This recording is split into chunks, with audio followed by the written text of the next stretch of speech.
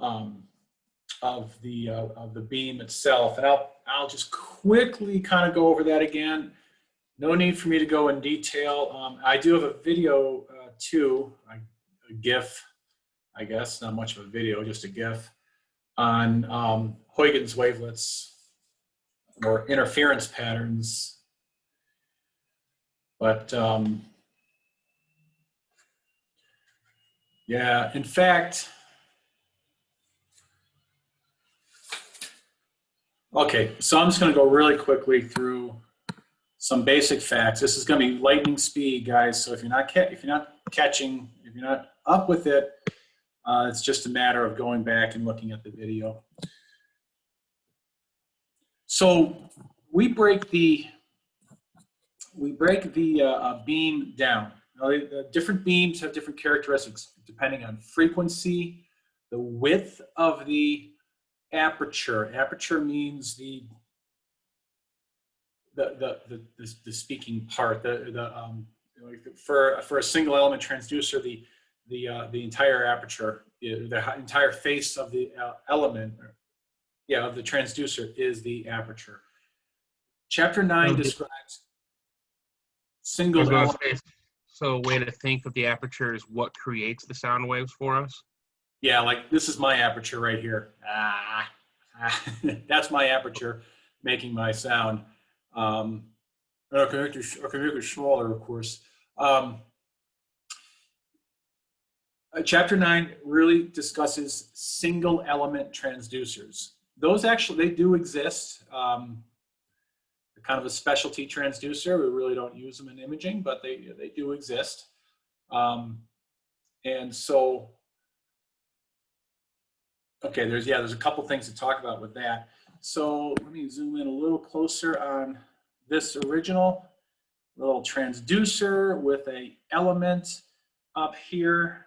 The piezoelectric element is the black part, and then this is my beam all in here is the actual beam. Now, reality is these beams don't really, because I've seen actual profiles of actual ultrasound beams, and they're really thin all the way from top to bottom. And so we exaggerate, obviously, just to show a little bit of how the beam comes down to a focal point. That's actually focal point, and then spreads out in the far zone. And so we have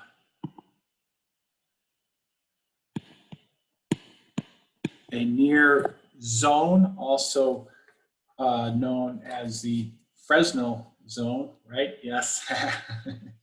Fresnel and Fraunhofer, they get a little confusing. So I'm not going to write all that down, but the near zone, when you talk about the near zone length, we're talking about distance between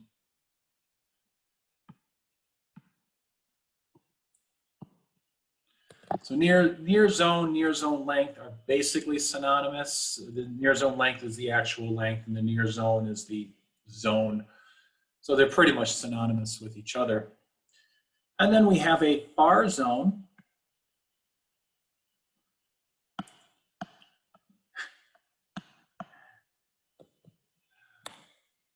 Near? Sorry, it's a comedy routine referring to Sesame Street. Very, very funny comedy, actually. Far zone is awesome. What's that? I said Grover was awesome. Yeah. Near? Far. I'll have to pull up that skit for you guys. The far zone is also called the Fraunhofer zone, also called the far field, far zone. And then there's a couple of things to note. At the focal point, the width of the, now this is at the focal point, the width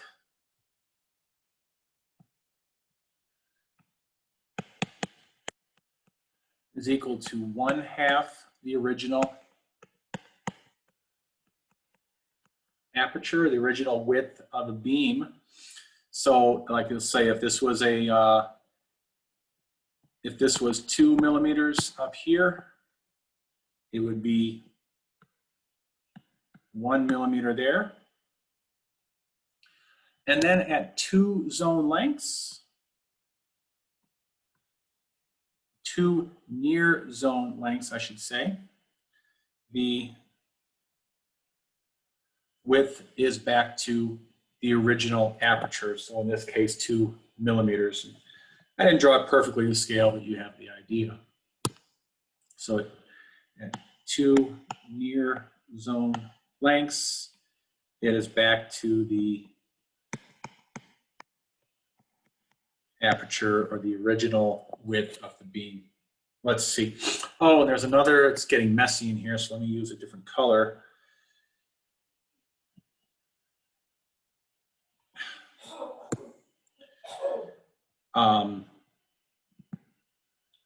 The exact distance for this is a little wishy-washy. It depends on your frequency. It depends on some number of other things that we don't have to worry about, fortunately. This region here would be the focal zone, the area where we're going to get the best imaging because it's near the focus.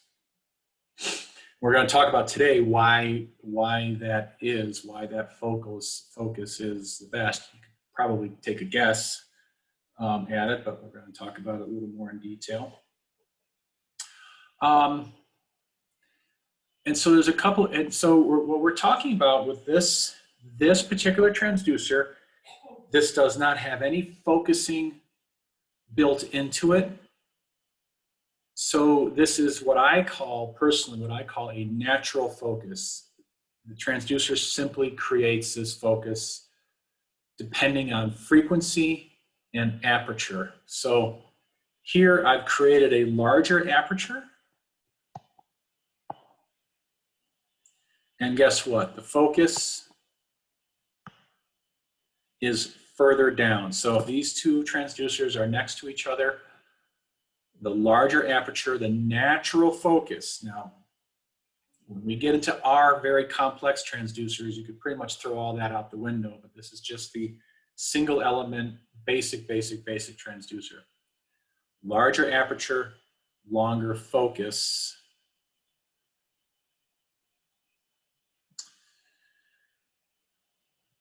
If I created a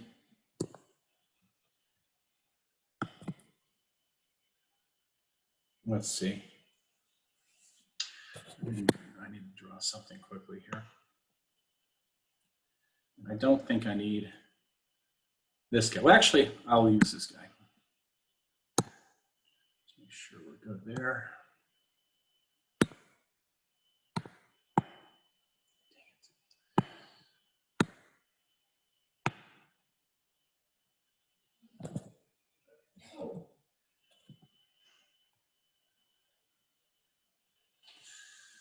All right, that's okay. I can make this work.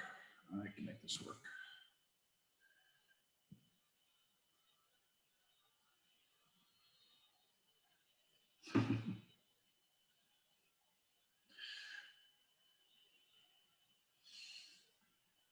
I can make it work, except I'm going to have to erase a whole bunch of stuff here. Okay.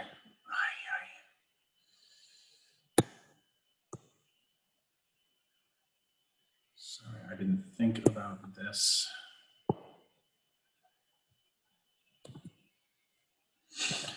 And one last step, we'll just bring this guy down to the same. No. Okay. Now don't worry about the overall size of the handle. That's just a consequence of me messing around with this. The other things that change. Now, oh. You guys still with me? Yes. Yes. Okay.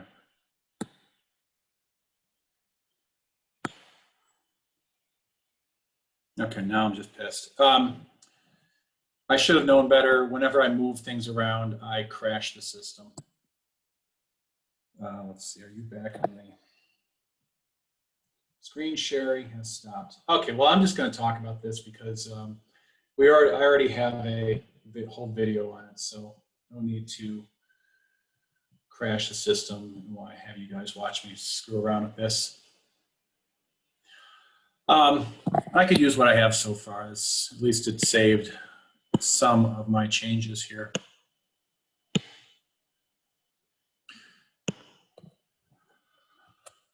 The thickness of the transducer, the thickness of the element, let's be clear, has a big difference, makes a big difference on the frequency.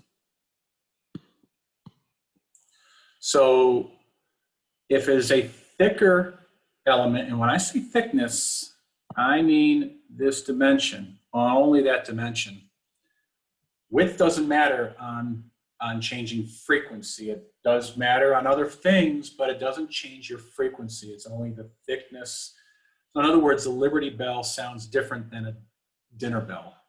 And that's because of the thickness of the metal in those two bells. Same exact thing happens here.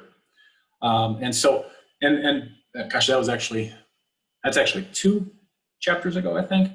But the thing is that the thinner element creating the higher frequency. Now we know higher frequencies, they attenuate faster. So we don't use high frequencies to go deep into the body. The irony is, though, the higher frequency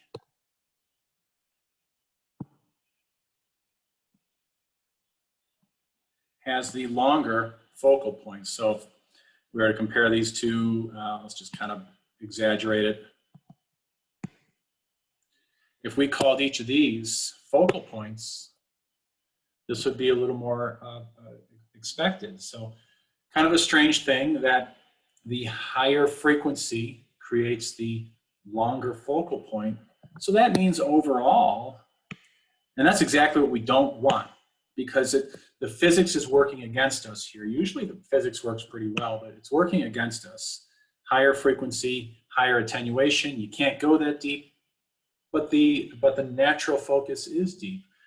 And so what they would do is, to a more simplistic scale, you could take a high frequency, thin element transducer and couple it with a larger aperture to kind of balance. The larger aperture will help bring that. I'm sorry, that's the exact opposite of what you want to do. You want to take your higher frequency and put it with a smaller aperture to help bring that focal point up to where it's more usable for a high frequency transducer. And then there's some numbers in there. I actually went through, for those of you who haven't watched this yet, I actually went through some of the questions, I think on page 133.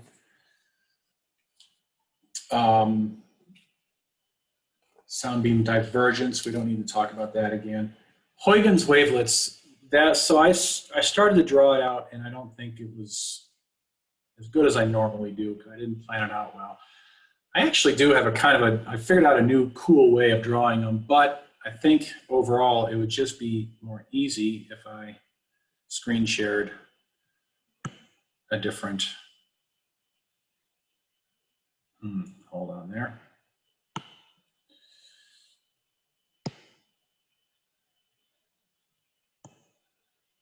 No, not Amazon Alexa.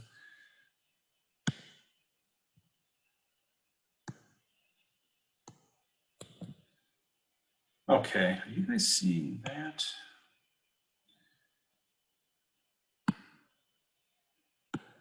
Oh, you definitely are seeing this now. Okay, and so what this shows, they oftentimes will, they show refraction of sound or light coming in, hitting a wall with a bunch of little slits in it, and then how that refraction pattern occurs afterwards. Well, it's not exactly what we're doing, but the similarities are there. Now, Huygens, his principle, what he found out through experiment, is that If the sound source, now we're talking about a single element transducer, we're still talking about single element transducers.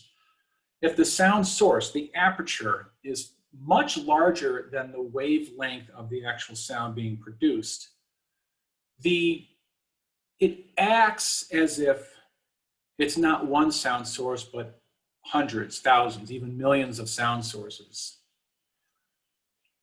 I don't know exactly why. I don't know that anyone really fully understands it. I'm sure someone out there does. But so we could think of this, and rather than one sound source, thousands of sound sources.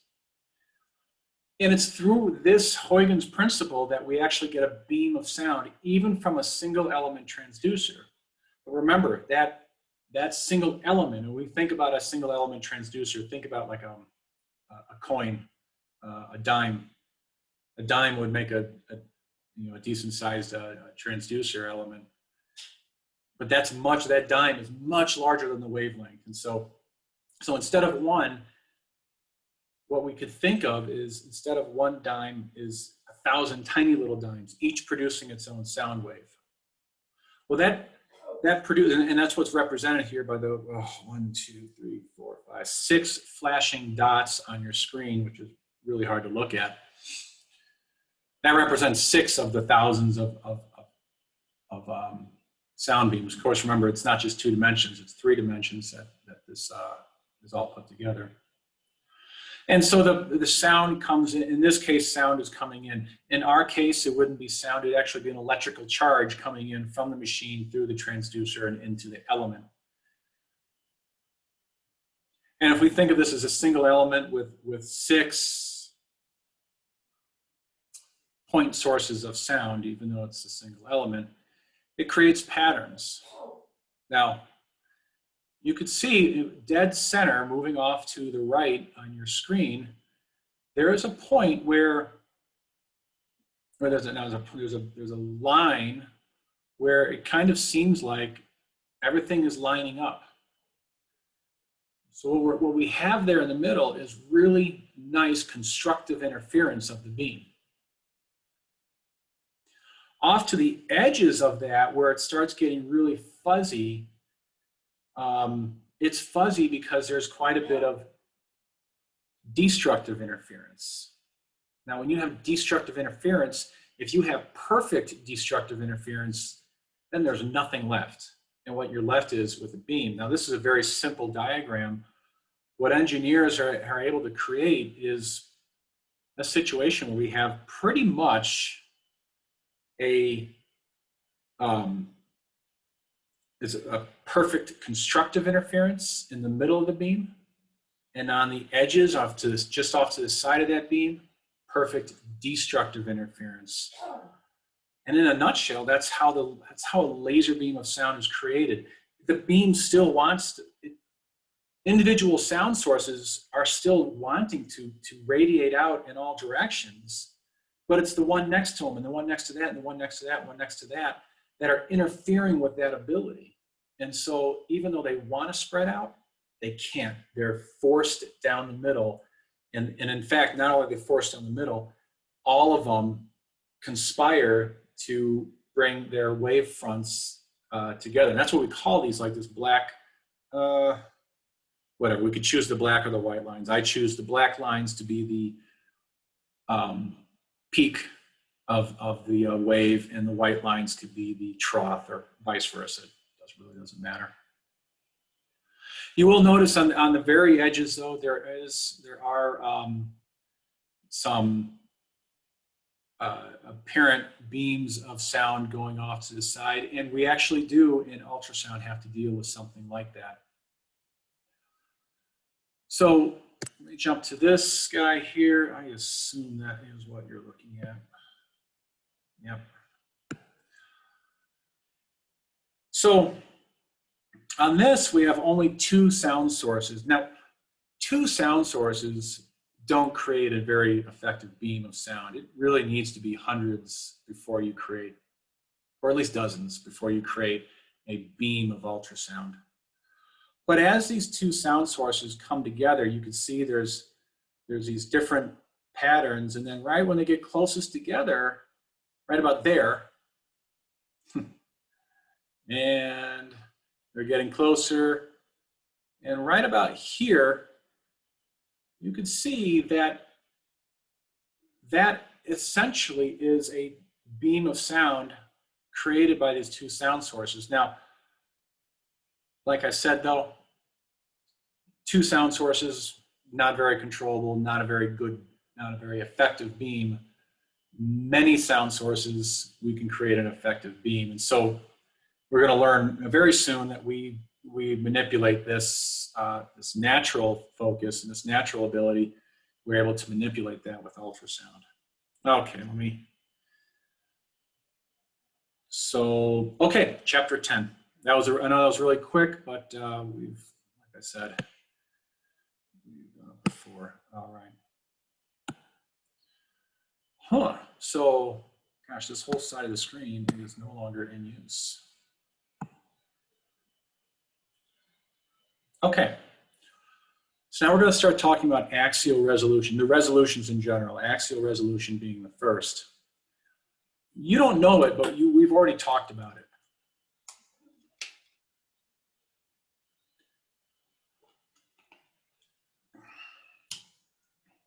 Ultrasound is a world where shorter is better.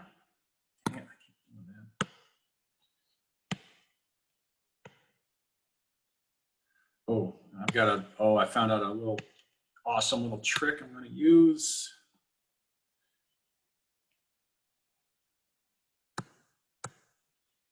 Okay.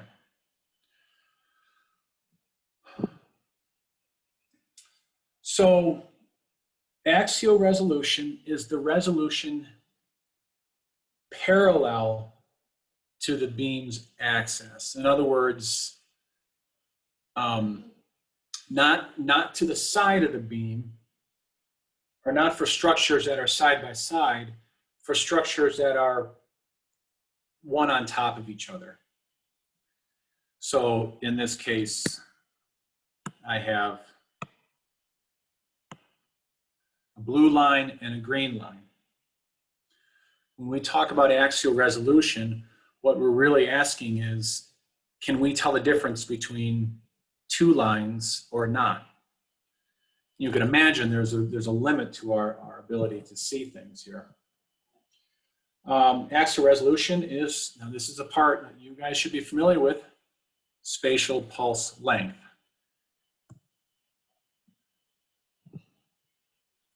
This distance of a pulse, we've already talked about. Shorter is better. How do we get shorter? One, fewer cycles. How do we do fewer cycles? Just as a reminder, how do we get the few cycles in the first place?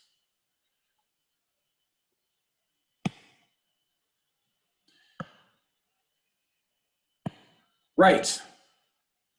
Good job, all of you.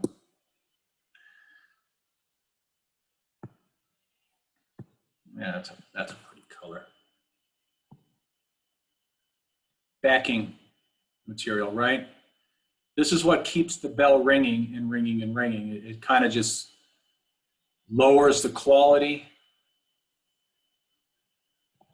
of the sound, makes it, when it lowers the quality of the sound, a large bandwidth is created. But what's really important, the first thing that we want to know is how many cycles are going to occur with every ring of this bell. And we want those cycles to be as few as possible, like 2 or 3 cycles, not 20, 30, 100. You know, at that point, when you get those kind of cycle numbers, you're almost dealing with a continuous wave transducer. So we want this short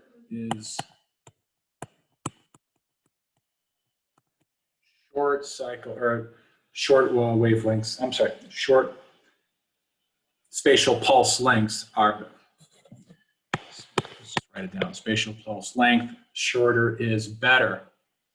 Of course, the other way of making this shorter, frequency or wavelength. So if we decrease our wavelength, we've made it even shorter. So 2 cycles with a high frequency, short wavelength is the best axial resolution we can get. Is it adjustable? No. According to Edelman, according to Kurt, which is not, listen to Edelman, but according to me, yeah, it is. When we change our frequency on a multi-element frequency, on a multi-element transducer, a multi-frequency transducer, we're changing the spatial pulse length. But we have to stop scanning just for a moment in time in order to do that. So it is not adjustable while in use. The synonyms, I hate saying that word.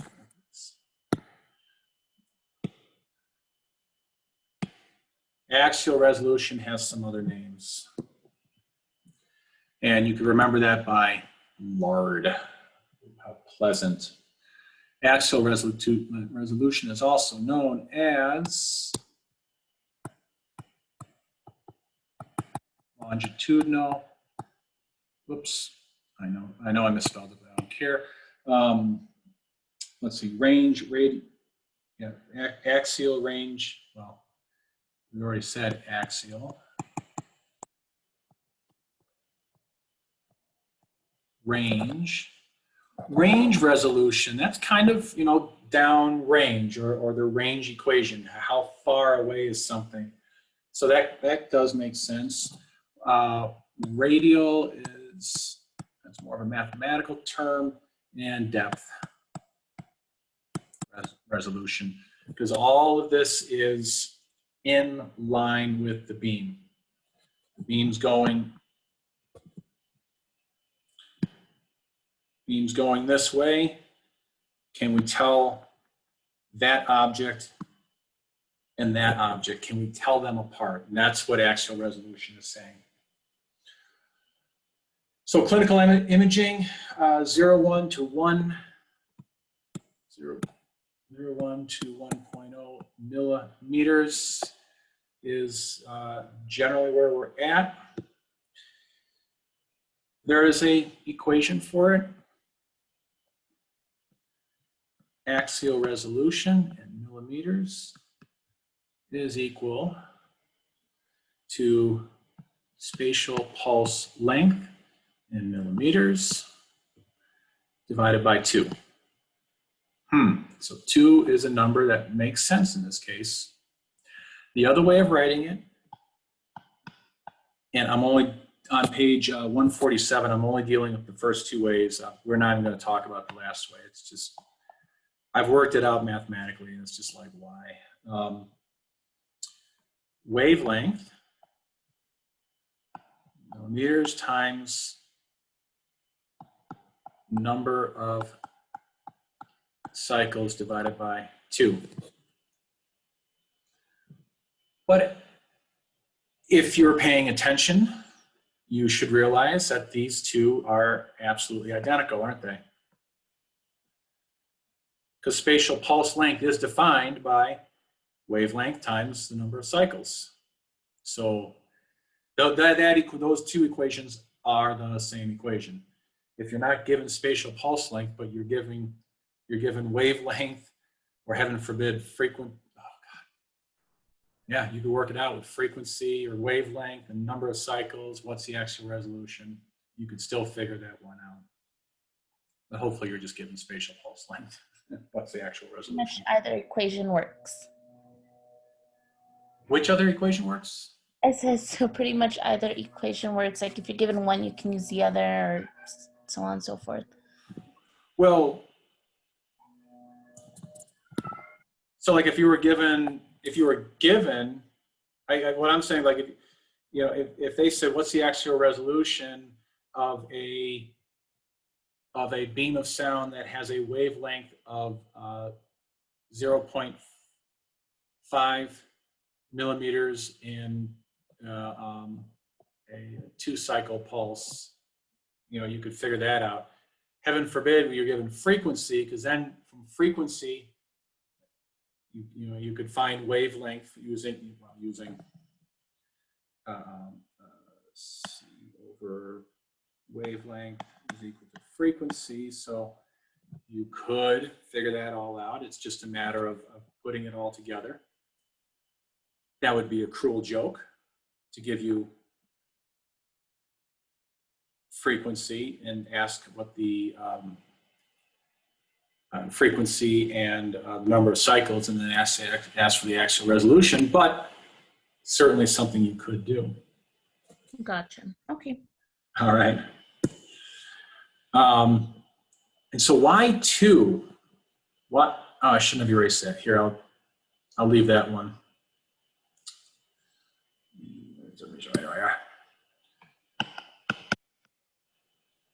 So axial resolution. Why the number 2?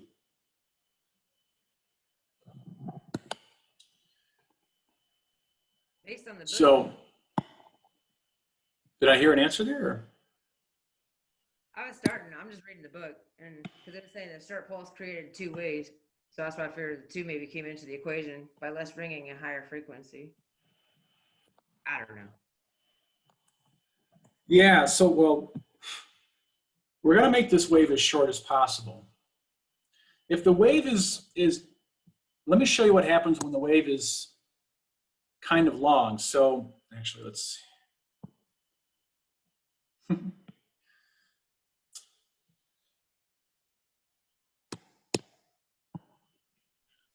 Isn't it because that's where the focus is? So here's the funny thing, axial resolution, the focus does not actually help.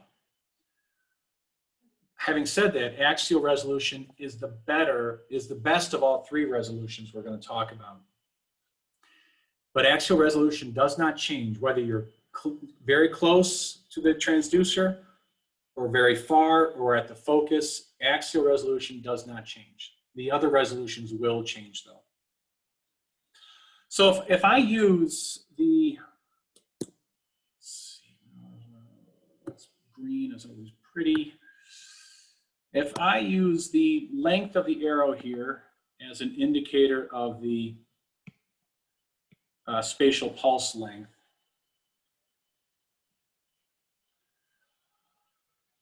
we know that, of course, this is an interface between 2 tissues in a way, or even an interface between 2 tiny little objects, lobes, cells, whatever we have in the body that we're going to look at. If this is too long, and of course, there's always going to be a reflection.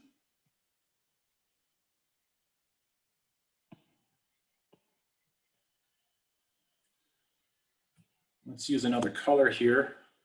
There's going to be sound that travels through and reflects.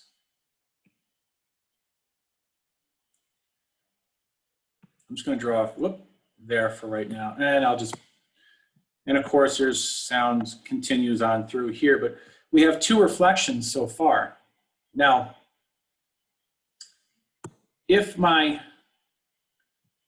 second reflection catches the first one,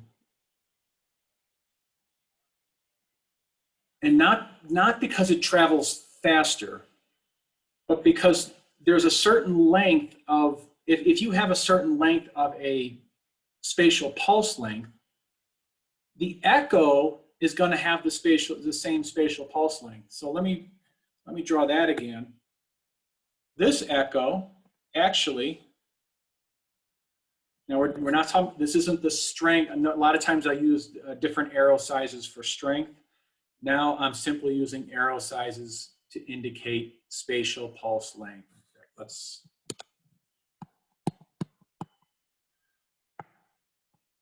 So the echo spatial pulse length is going to be about the same as the initial beam. And the problem occurs when,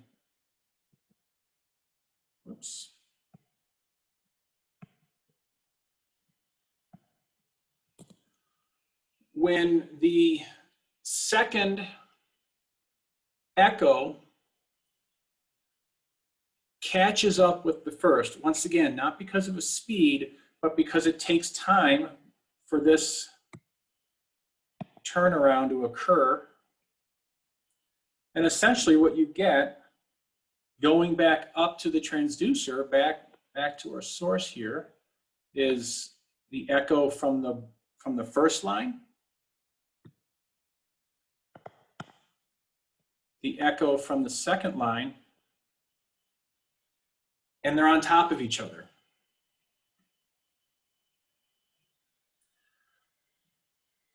If, however, I used, let's go back and just kind of create, I need a little more space here. So that, in this case, let's say our spatial pulse length was a full millimeter. The spatial pulse length was no. Yeah, fine. A full millimeter. Now I'll cut my spatial pulse length in half to half a millimeter. So now my original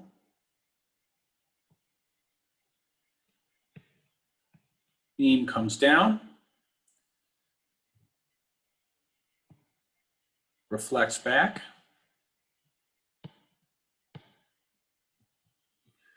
Let's see, I'll use blue again as another beam transmits, but I'm going to use the same length on that.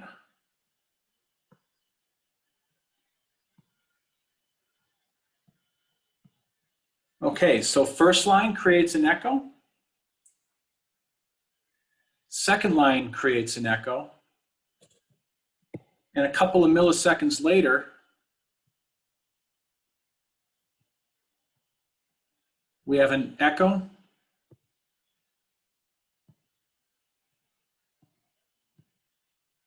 and an echo separated in space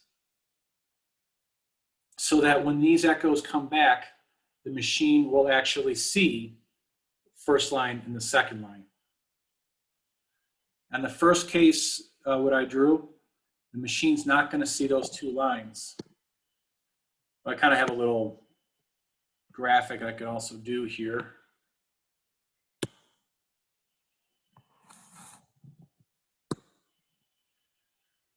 I need to zoom up a little bit on that.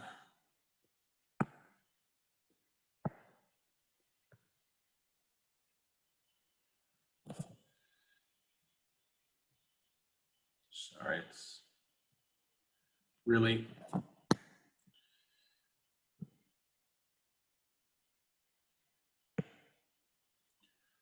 God's sakes.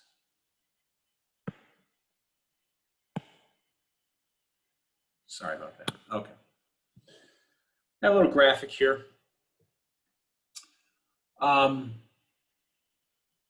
What you will end up seeing in a case where we have good spatial resolution, or our spatial resolution is good enough for us to see two separate points. It's just not right. Okay.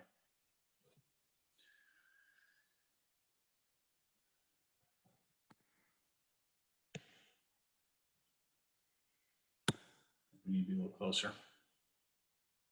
Once again, our spatial resolution, I'm sorry, it is spatial.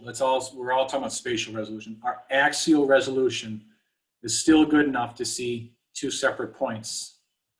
But at some point, whatever you're looking at might be too small. There might be two separate things.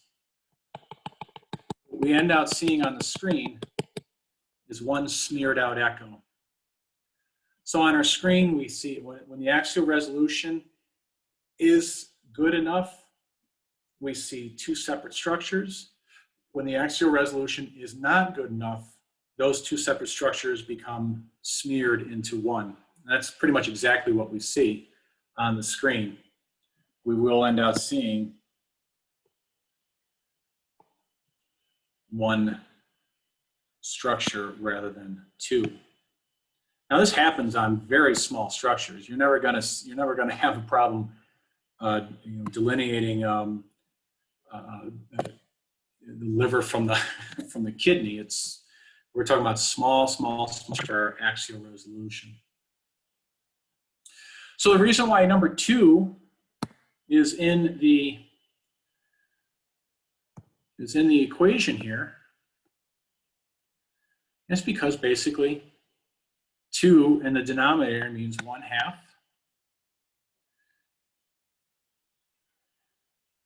If the space between reflectors is 1/2 or less of the spatial pulse length, you will end out having 1 echo going back. If the space between reflectors is just a little bit more than half or greater, you will have 2 separate reflectors going back.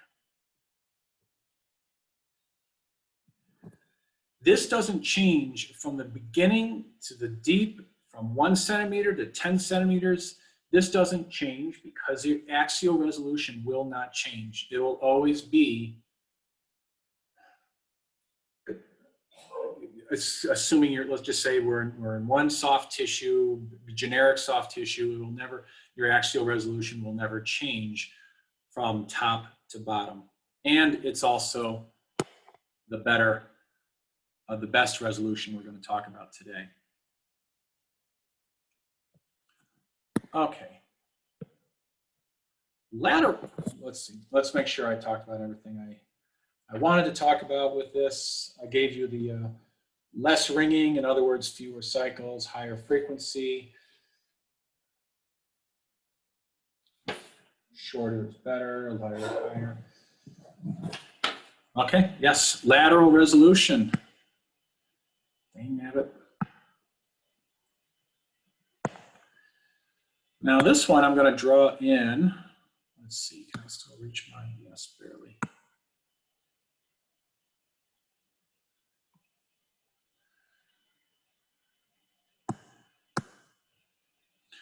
Let me quickly draw in a beam. Typical beam profile there. Lateral resolution is the ability to distinctly identify 2 structures that are very close together when they are side by side or perpendicular. So now we're talking about a structure there and why?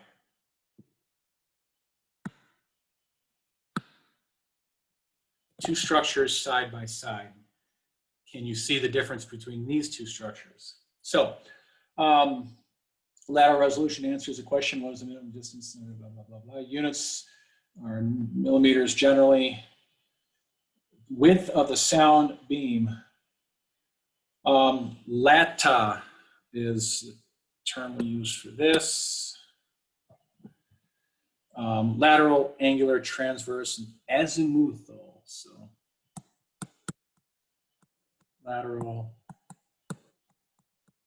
angular, transverse,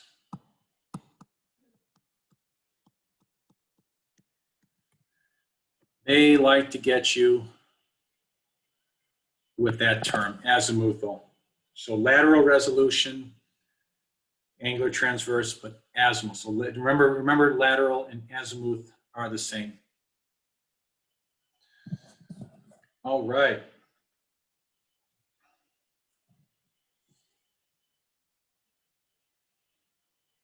Yeah, this is going to work out really well. This demonstration will work out better than the other one, I think. So, our beam of sound. Ultrasound, as we know, it's a depth finding machine. It's a range finding machine. We measure the time it takes for an echo to come back by knowing that 13 microseconds per centimeter. We know where up and down on the screen, in other words, what depth to put an object, some kind of reflector. We haven't spoken about how we put that on the screen from right to left. If you think about that, that's kind of weird, but that's a pretty good explanation for another day. So it's a range finding. We're using this to find how far down, but we also have to, if you think about how do we know one object to the left and one object to the right? How do we really see the difference between the two? And this is where this changes in depth. It's worse. It's worse at the face of the transducer where the beam is widest. It's also worse at the two near zone lengths where two near zone lengths and even further lateral resolution becomes worse and worse and worse.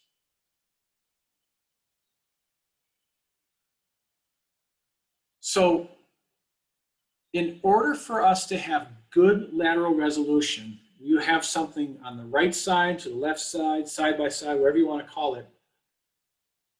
One beam of sound has to hit one of them at one time. If it's hitting both of them at the same time, we run into the same problem. So I probably would have been better off giving myself a little more of a curve to this. In fact, really it's going to make my life easier.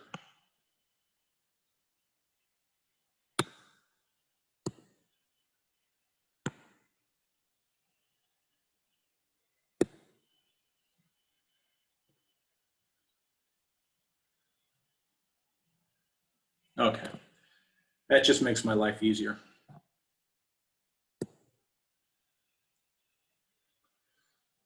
I think that's actually the best one to use here. Now let's make a nice purple colors. Let's see, if I have a structure here and there, those two structures, close to the beam, it's never the purple that I want, right? Close to the beam, or close to the transducer, they're both in one beam of sound. But farther down at the focus, I'll try to be in line here. Well, actually, it's missed them both. I actually have to get rid of my little toy here. In fact, let's get rid of those last two. I'm going to offset these a little bit and have one's right here and one's more or less in the middle. Okay, same thing. Close to the transducer face, these two objects, whatever they are close enough where the beam is hitting both of them at the same time. At the focus, and I'm going to take these kind of straight down. Further down in the body, I also have two objects that are the same distance apart, except now one of them is in the beam and one of them is not. At this point, we have our best lateral resolution. This is not good there.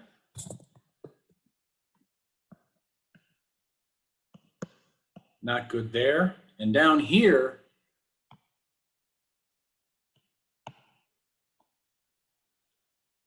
guys screaming out, no!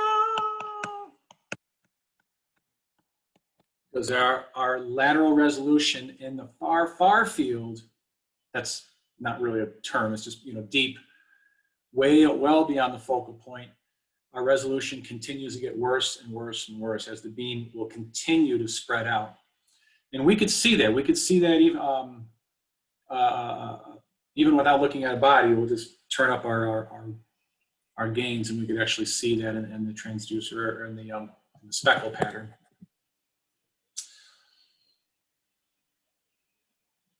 And if I were to do my little trick again, I do like using this. We're gonna play with this guy.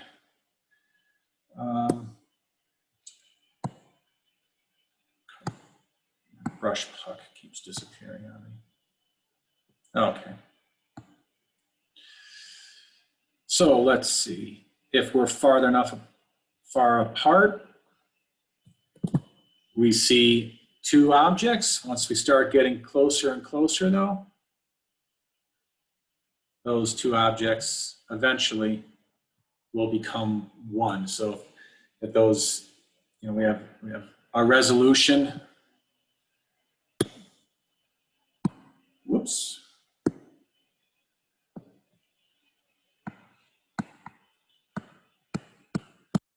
Great. Was good. And no resolution, or in other words, unresolved. We cannot resolve those two objects because they're too close together. At this point,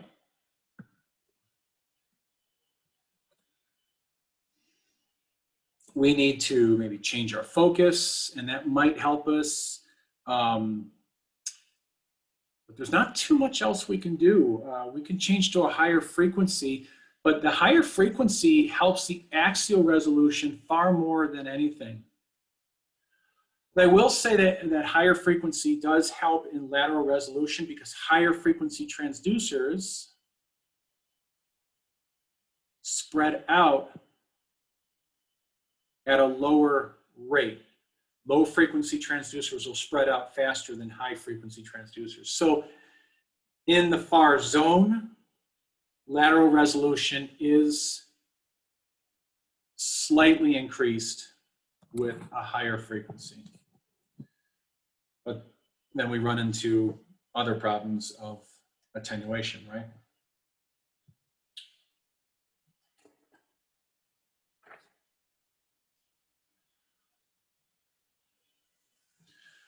So I kind of have to give you a little hint. I think this will help for you to understand where we're going with this. Right now we're talking about single element transducers, but on a single element transducer, really it's just simply the width is the width, and you're aiming it in such a way that you either hit a reflector or you don't. Multi-element transducers, what they do is create a, well,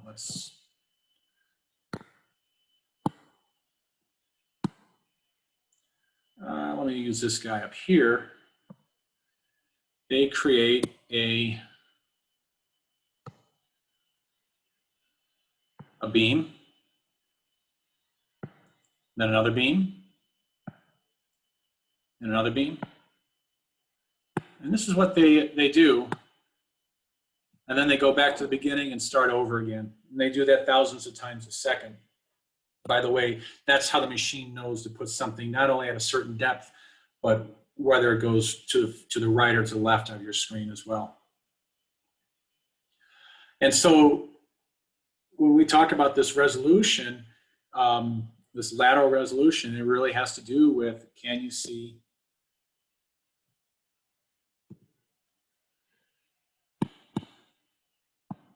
I guess it would really help if I wasn't drawing incredibly tiny stuff. Can you see those two apart? Or are they farther enough apart where one beam sees this guy, the next beam sees that guy? In this case up here, both of these are seen in one beam. So what we see on the screen is one object. We can't not see one object. It's if one beam shines on two objects side by side, we see one object. If the objects are far enough apart where it's one beam then another beam, sees them. One beam sees the first, the next beam sees the second. Then we have axial resolution, and what we see is one piece or one object and then another object.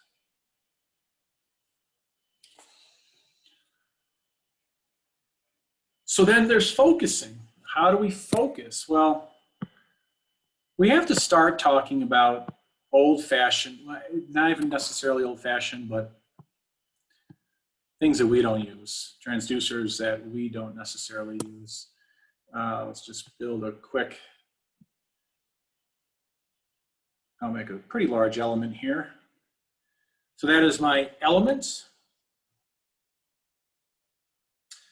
And let's say with the frequency of the element determined by the thickness, and also the frequency is determined by thickness. The frequency determines focal point, but that's not the only thing that determines focal point. The width determines focal point. So you have to combine those two, and let's say you create a transducer, but you don't like your focal point. It's way too deep. You need it closer to you. Well, on a very simple transducer, there's a couple ways of doing that. And this is our, oops.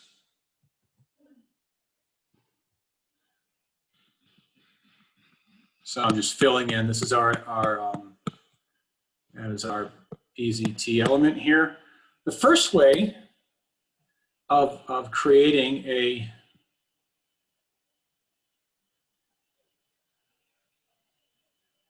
focus and bringing that focus closer to the transducer is by, well,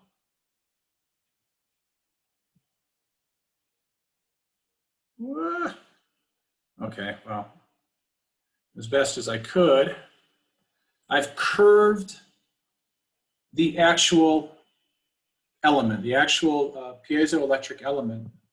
This is, oh, I started, looks like I started with, I'm on page 155, guys. It looks like I accidentally started with number 2, which is internal focusing, curvature of the piezoelectric element. And so what happens here, and this is exaggerated, I would think, but instead of everything coming straight down, like I'm drawing beam lines here, well, these are all little arrows here, of course. Instead of coming straight down, of course, you all know what's going to happen just by looking at this.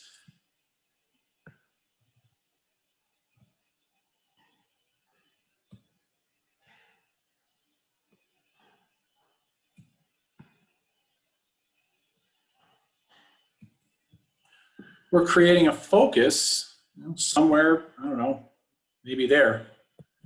We're focusing in. So if the natural focus that you've created using your transducer, the width and the aperture, it isn't working for you, you can curve your element in order to change that focus. You could only, by the way, if the natural focus is 10 centimeters, there's no way of focusing beyond 10 centimeters. The natural focus is the limit. You could always focus closer, but you can't focus farther. You might think, well, what about if I just made it slightly, let's see, this is convex. What if I made it slightly concave? Whoops. Maybe you made it slightly concave. Well, no, then everything's just, the beam's just spreading out. That doesn't work. So we can't do that. So that was internal focusing.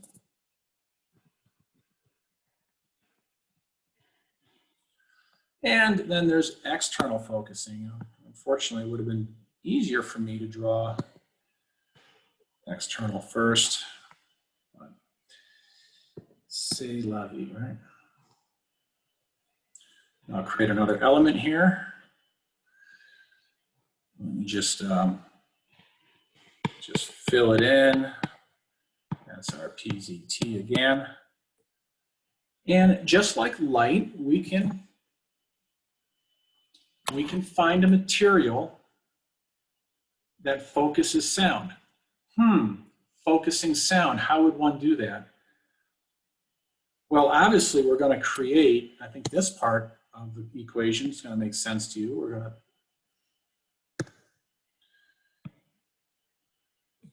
We're going to create a lens.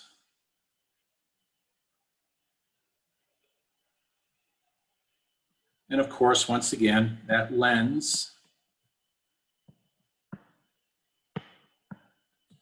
is going to bring our focus closer.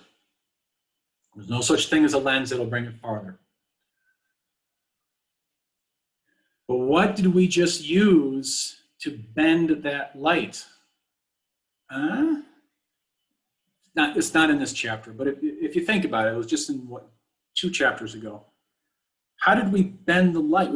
Bend the sound. The sound's coming through here, and then it bends.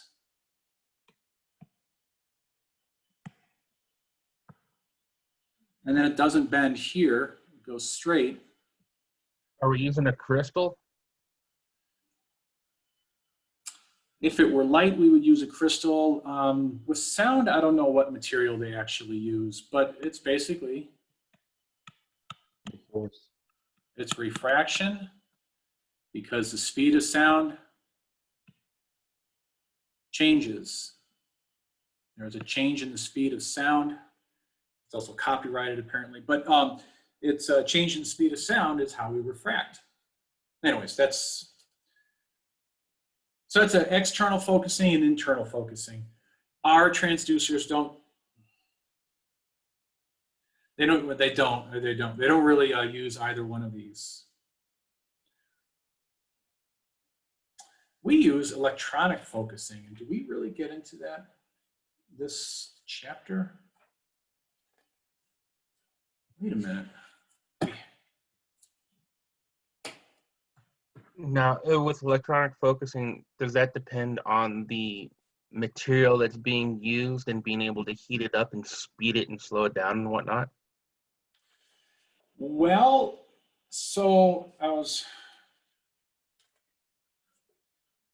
we actually talk about a little more about focusing.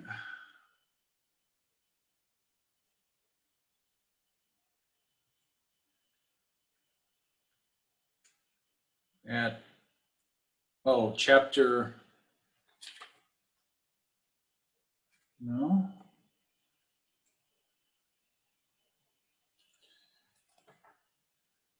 Chapter 12, okay, and we're in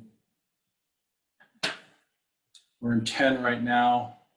So I don't like that. They in between 10 and 12, they put chapter 11, which is, as far as I'm concerned, doesn't really belong there, but that's okay. Chapter 11 is really short.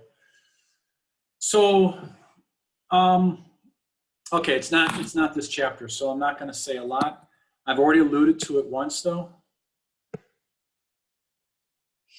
Okay, it looks like I need a big eraser.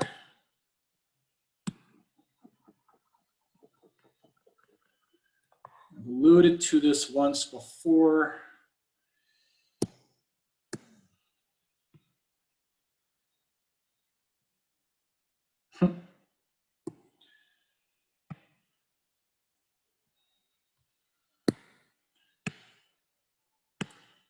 So I will just give you a little heads up.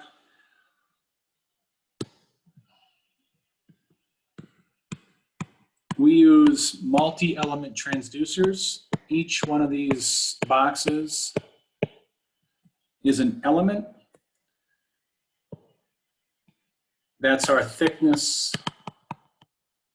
That's our thickness. That determines the operating frequency. And the width of each element. Well, I shouldn't say that, because what happens with multi-element transducers is that many elements will go off at the same time. Sometimes all of them, but in most transducers we use, it might be this number of elements to go off. And I'm just going to stop right there. I don't need to add too much to this, but by using multiple elements, we're basically creating our own Huygens wavelets. Instead of the wavelets just being created out of thin air, which it is kind of magical that a single element transducer will create all these wavelets.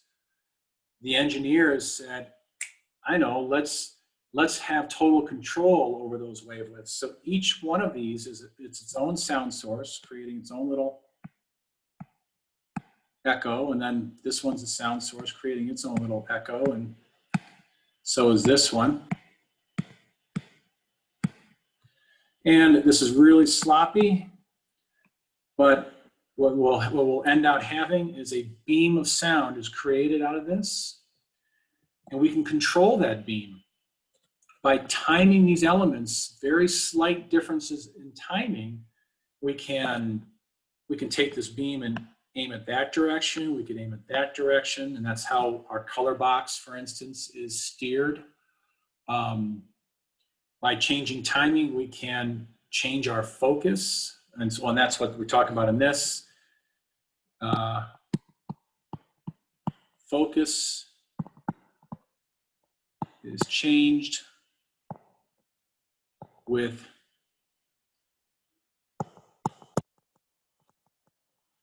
timing of individual elements. Whew, that's pretty ugly.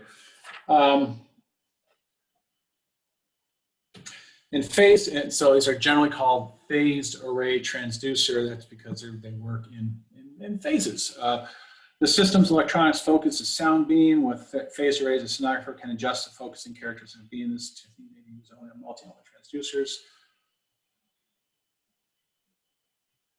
Yeah, that refers us to page 169, which is